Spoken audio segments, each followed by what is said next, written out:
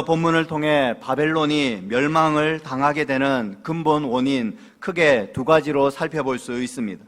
먼저 바벨론이 멸망하게 되는 원인은 하나님의 백성을 학대했기 때문입니다.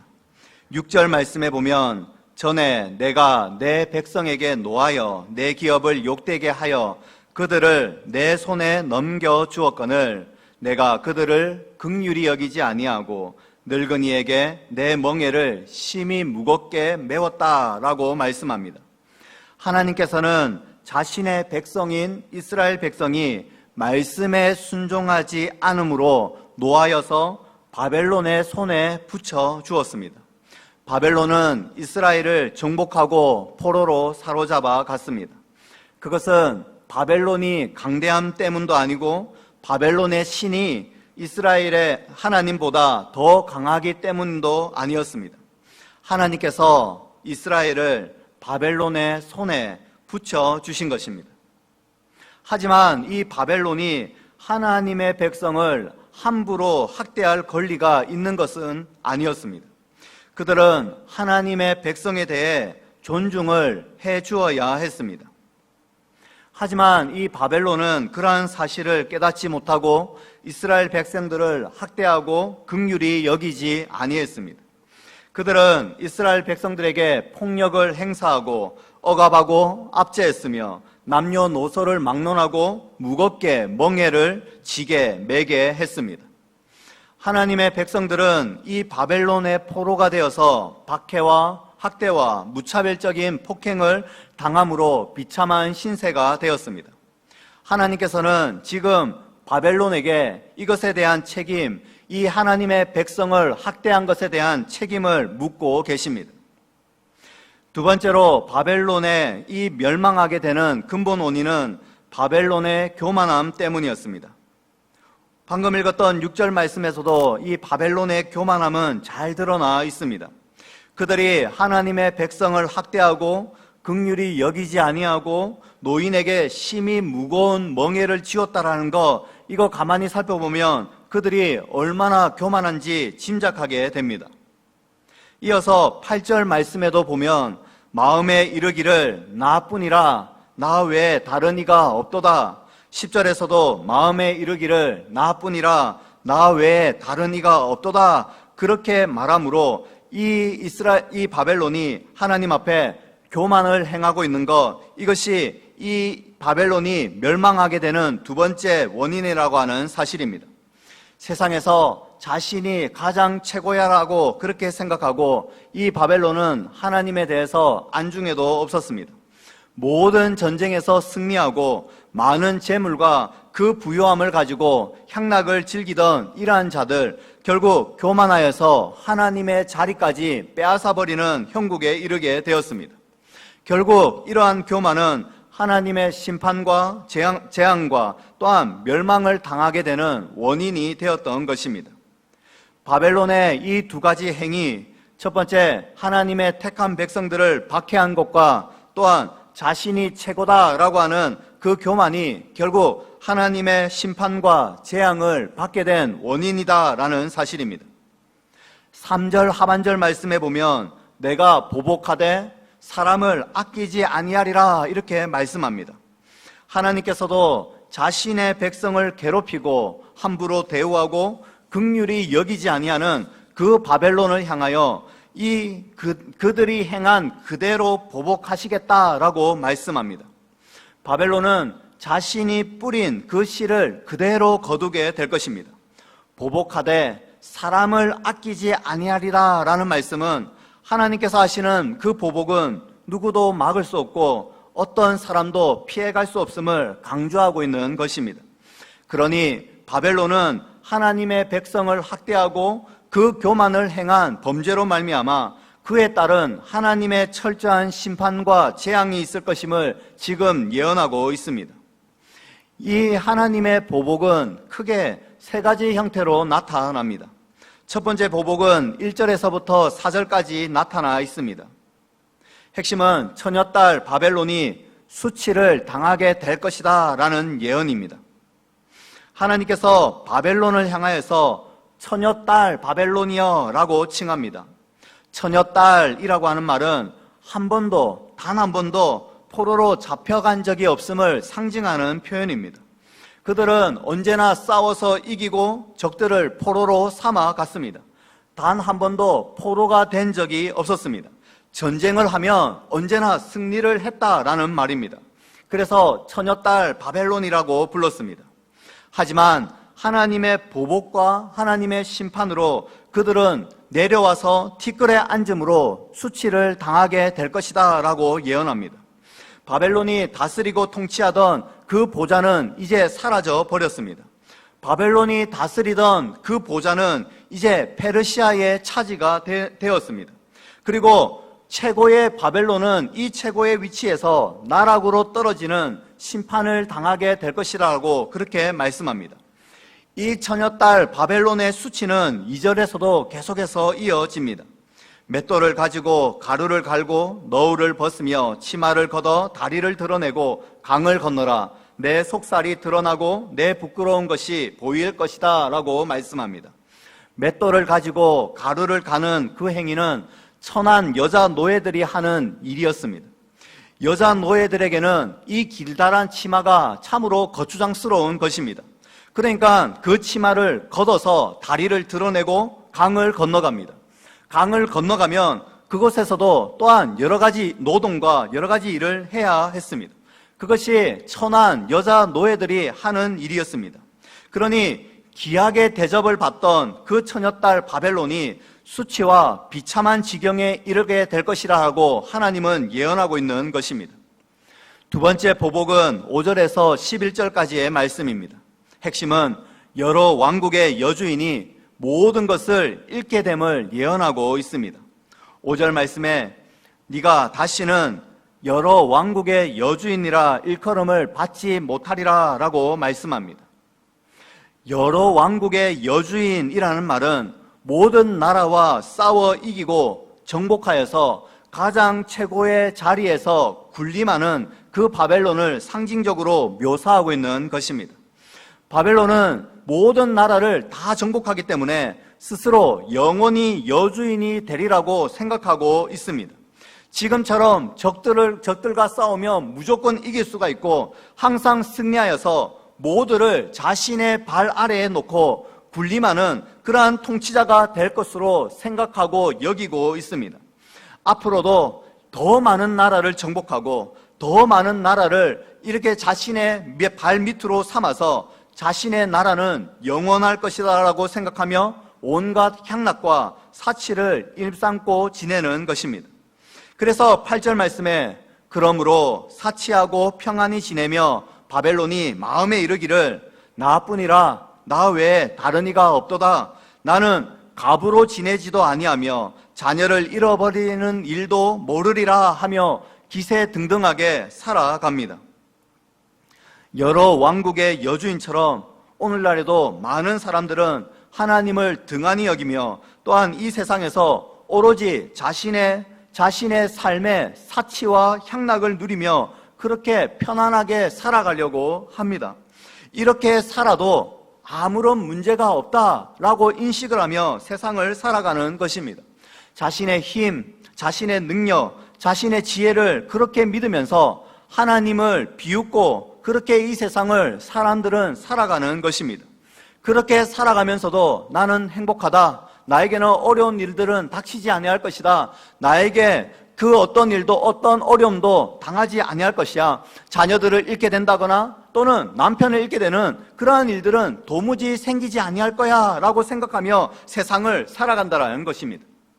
그런데 이렇게 승승장구하며 모든 것이 다 잘 된다라고 생각할 그때에 하나님께서는 9절에 그때에 갑자기 자녀를 잃으며 과부가 되는 이 두 가지 일이 내게 임할 것이다 라고 말씀합니다. 갑자기 남편을 잃고 갑자기 자녀를 잃게 되는 이 비극은 계속해서 자신이 쌓은 그 바벨탑이 무너지게 되는 것을 의미하는 말입니다. 여러 왕국의 그 여주인이라고 일컫는 그러한 바벨론이 이 교만으로 인하여서 자신이 쌓은 모든 것들이 다 무너지고 다 잃게 될 것이라고 그렇게 하나님께서는 예언하고 있습니다. 바벨론은 그러한 재앙이 닥치게 될 때에 자신이 왜 이러한 재앙이 당하게 되는지 도무지 모르게 됩니다. 11절 말씀해 보니까 재앙이 너에게 임하리라. 그러나 너가 그 근원을 알지 못할 것이며 손해가 너에게 이를 것이라. 그러나 이를 물리칠 능력이 너에게 없을 것이며 파멸이 호련히 너에게 임하리라. 그러나 네가 알지 못할 것이니라 라고 말씀합니다. 그는 자신이 왜 이런 재앙을 당하는지 도무지 알지를 못합니다. 혹시 군사 전략을 잘못 세웠는지 아니면 어떤 일에 대해서 문제가 생겼는지 원인을 아무리 찾아보려고 하지만 해답은 없습니다. 점점 나라가 파국으로 치닫게 되지만 왜 무엇 때문인지 그 원인조차도 제대로 파악하지 못하고 알지 못하고 해답도 찾지 못하여 흔적 없이 파멸될 것이라고 그렇게 말씀합니다. 그 파멸의 원인이 교만에 있었다라는 사실, 그 교만에 있음에도 교만한 자들이 자신의 교만을 볼 수 없는 것처럼 바벨론은 알지도 못하고 깨닫지도 못하고 파멸에 이르게 될 것이다 라고 말씀하고 있습니다. 세 번째 보복은 12절에서 15절에 나타나 있습니다. 핵심은 바벨론의 모든 노력을 물거품으로 만들어 결국 구원을 얻지 못하게 하는 것입니다. 바벨론은 과거부터 믿고 의지하였던 그 모든 수단과 방법을 사용해 이 위기를 극복하려고 노력합니다. 그가 의지하고 믿는 거 바로 주문과 주술입니다. 12절 말씀에 이제 너는 젊어서부터 힘쓰던 주문과 많은 주술을 가지고 맞서 보라 그렇게 말합니다. 바벨론은 자신이 어렸을 때부터 늘 도움을 받았던 이 주문과 많은 주술을 사용하여 하나님을 대적하고 스스로 구원할 수 있다라고 그렇게 생각하고 있습니다.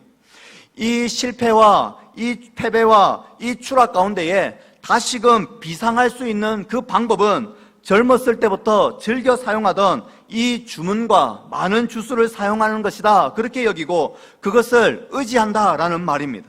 13절에 하늘을 살피는 자와 별을 보는 자와 초하룻날에 예고하는 자들에게 일어나 내게 임할 그 일에서 너를 구원하게 하여 보라. 점을 치는 자들, 점성술에 능한 자들, 그들이 믿는 신들과 그 종교들을 다 동원하여서 한번 맞서보고 이 비극에서 너희들을 구원하도록 한번 해보라 라고 하나님께서 조롱하는 것입니다. 하나님께서는 그 모든 것들이 결국 아무 소용이 없도록 만들어 버리시겠다고 합니다. 과거에 그렇게 즐겨하던 모든 주술과 점과 천성술과 그들이 의지하는 우상과 그 모든 것들을 다 무용지물로 만들어 버리겠다라고 말씀하십니다. 그러니까 그 모든 것들이 바벨론을 구원하여 줄 수 없다라는 사실입니다. 하나님의 심판이 임한 이상 그들은 세상의 주술과 종교와 우상을 동원하여 아무리 막으려고 해도 그 재앙을 막을 수가 없고 하나님의 심판을 연기할 수도 없으며 그들 스스로 구원을 할 수 없음을 비웃고 조롱하고 있는 것입니다. 하나님께서는 이사야 선지자를 통해 예언하심으로 세 가지 방법으로 보복을 하시겠다라고 말씀합니다. 첫 번째가 처녀딸 바벨론이 수치를 당하여서 천한 일을 하게 될 것이다 라고 예언합니다. 두 번째로 여러 왕국의 여주인이 한순간에 남편과 자식을 동시에 잃게 되어 비참한 자가 될 것이다 라고 예언합니다. 마지막으로 어떤 노력과 어떤 수고와 그러한 힘을 기울이게 된다 하더라도 결코 스스로 구원을 받을 수 없게 될 것이다 라고 예언합니다. 이것은 정복자 이 바벨론에게는 심판의 예언입니다. 그런데 동시에 이 말씀은 이스라엘 포로된 자들에게는 소망의 예언이 됩니다. 그래서 이사야 선지자는 4절 말씀에 이렇게 찬양합니다. 우리의 구원자는 그의 이름이 만군의 여호와 이스라엘의 거룩한 이시니라 라고 말입니다. 이사야 선지자는 하나님은 우리의 구원자 그렇게 찬양하고 있습니다.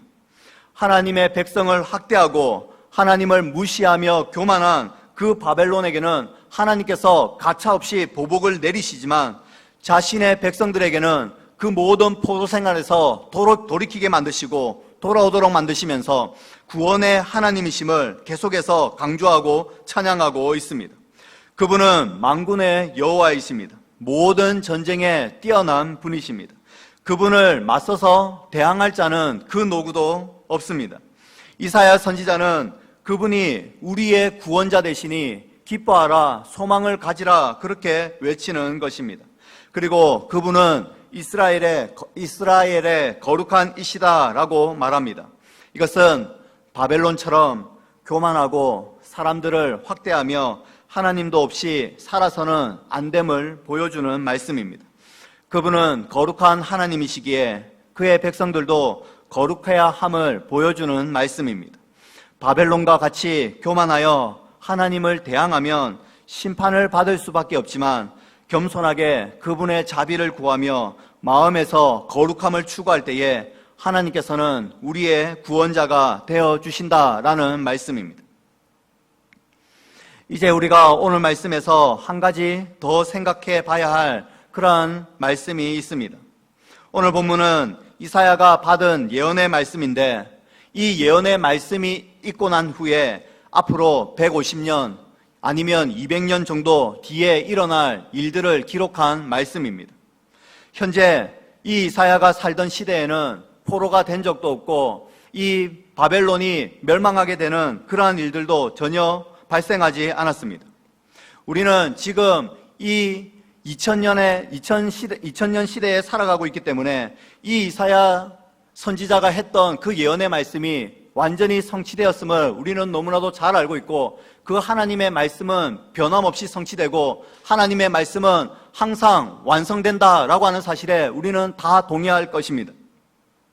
하지만 우리는 이런 생각을 하게 되는데 그 이사야가 이 말씀을 선포했을 당시에 어떤 사람들은 그 말씀을 귀담아 듣지 않았을 것입니다. 왜냐하면 자신들은 포로가 된 적도 없고 포로로 살아가지도 아니하며 앞으로 고국에 돌아온다는 그러한 말씀에 대해서 귀 기울여 듣지 않았을지도 모릅니다. 반면에 어떤 부류의 사람들은 그 이사야 선지자의 예언의 말씀을 들으면서 지금 비록 그 일들이 일어나고 있지는 않았지만 앞으로 일어나게 될 그 일들을 바라보면서 귀 기울여 그 말씀을 들었을 것입니다. 왜냐하면 그 말씀은 하나님의 말씀이기 때문입니다. 현재 자신의 삶 가운데에서 이런 일들이 도무지 일어나지 않고 있지만은 그들은 하나님의 그 예언의 말씀을 들으면서 한편으로 소망을 품었을 것입니다. 하나님이 우리의 구원자이심을 항상 찬송하며 마음 가운데에 기뻐하고 항상 소망 가운데에 자신의 일생을 살았을 것이다 라는 사실입니다. 이 같은 사실은 우리에게 그대로 적용해 볼 수가 있습니다. 우리는 종말의 때를 살아가고 있습니다. 예수 그리스도께서는 부활하시고 승천하시면서 너희가 본 그대로 다시 오시겠다 그렇게 말씀하셨습니다. 그리고 신약 성경 곳곳에는 예수님께서 재림하실 때에 일어나게 될 많은 사건들에 대해 예언하고 있습니다. 계시록 21장에는 우리가 영원히 거하게 될 그 새 예루살렘에 대해서도 끊임없이 언급하며 예언하고 있습니다.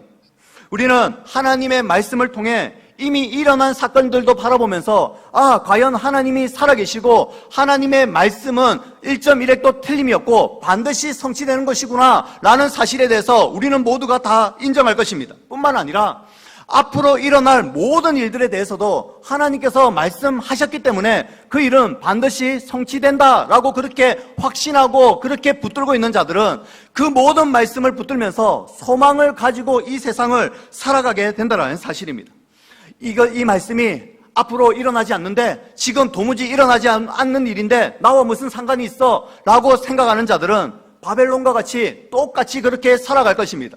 내 인생 내가 사는 것이고 모든 사람들에게 긍휼을 행하지 않아도 상관없고 내가 원하는 대로 살아가는데 별 지장이 없다라고 생각하며 살아갈지도 모릅니다. 그러나 정말로 하나님의 말씀이 반드시 성취되어지고 이 말씀은 틀림없이 최종적으로 완성되어지는 말씀이라고 한다면 우리는 이 오늘을 살아가면서도 비록 이 일이 일어나지 않았음에도 불구하고 소망을 품고 하나님을 찬양하며 살아갈 수 있는 성도가 된다는 사실입니다. 그것은 우리의 가치관, 우리의 행동 모든 면에서 완전히 새로운 삶으로, 새로운 인생으로 영향을 미치게 될 것을 의미하는 것입니다. 우리가 살아가는 이 세상은 참 영적으로 볼 때에 이사야 시대에 그 바벨론과 참으로 흡사합니다. 먼저 오늘 이 시대는 돈, 힘, 권력으로 약한 자들을 노예로 삼는 그러한 시대입니다. 돈이 마치 권력이 되어서 사람을 죽이기도 하고 사람을 살리기도 합니다. 그러니까 모든 사람들이 이 돈에 현안이 되어 있어서 돈만 버는 것에 목숨을 걸고 번다라는 사실입니다. 왜냐하면 그것이 이 세상이, 이 바벨론이 추구하는 가치이기 때문입니다. 또한 오늘 이 시대는 능력 위주의 시대입니다. 오로지 성공하기 위해서 능력, 실력을 갖추어라 이렇게 말합니다. 물론 능력이나 실력이 나쁜 것은 아닐 것입니다. 그런데 이렇게 능력, 실력을 갖추는 이 사람의 마음 가운데는 하나님의 도움 없어도 괜찮아, 하나님의 도움 없어도 내 힘으로 할 수 있어, 내 능력으로 할 수 있어 라고 하는 그 교만함이 마음 가운데 있다라는 사실입니다. 이러한 세상 속에서 그리스도인들은 이 세상과 함께 세상을 살아갑니다. 그리스도인들은 하나님을 단단히 붙들지 않으면 세상에 쉽게 휩쓸려버리고 맙니다. 하나님이 우리의 구원자라고 하는 사실을 확실히 붙들 수 있는 성도님 되시기를 바랍니다. 이 세상 마지막 날에 이 바벨론을 심판하시고 하나님의 백성들을 구원하시는 이 사실을 믿을 수 있는 성도님 되시기를 바랍니다. 그래서 이 세상을 살아감에도 불구하고 항상 하나님의 나라를 소망하며 참고 인내하며 소망을 가지고 살아가는 성도님들 될 수 있기를 바랍니다. 바벨론과 같은 이 세상 속에서 이 복음의 확신을 가지고 하나님께서 구원하여 주실 그날을 기다리며 소망을 가지고 살아가는 우리 모든 성도님들 다 될 수 있기를 주님의 이름으로 소원합니다.